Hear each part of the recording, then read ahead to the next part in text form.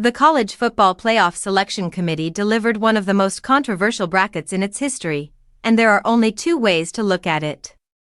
By jumping Miami over Notre Dame for the final playoff spot, despite neither team playing on conference championship weekend, the committee either didn't know what it was doing or chose the option with the most upside for itself. Excluding Notre Dame sent a clear message. The Irish, independent of a conference, learned that in a close call for a playoff spot, they get what they get.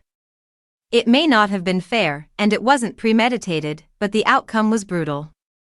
Notre Dame had a 10-2 record, ranking consistently just inside the cut line all season, only to suddenly drop to 11th and be left out without a single result directly justifying it. Players, fans, and administrators are rightly frustrated. The committee faced a dilemma.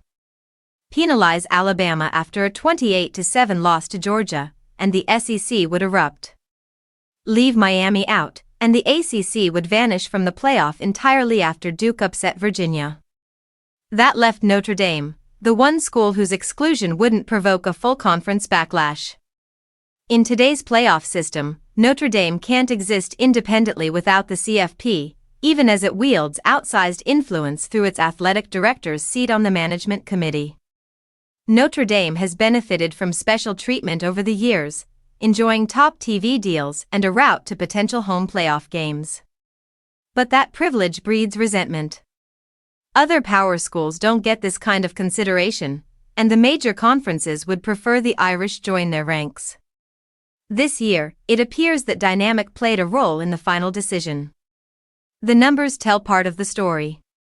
Miami beat Notre Dame back in August, and the two teams tracked closely in rankings all season. Yet, after a series of adjustments following championship games, Notre Dame dropped out while Alabama remained, despite a disastrous loss to Georgia.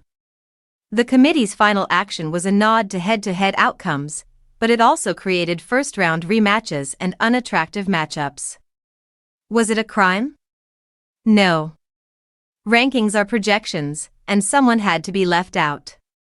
But optics matter, and the committee's handling damaged credibility. The result was ugly, inconsistent, and left fans questioning the process.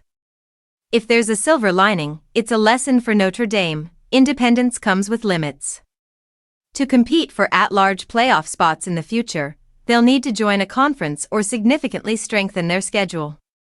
This bracket may be unpopular, but in sending that message, the committee achieved what it likely intended.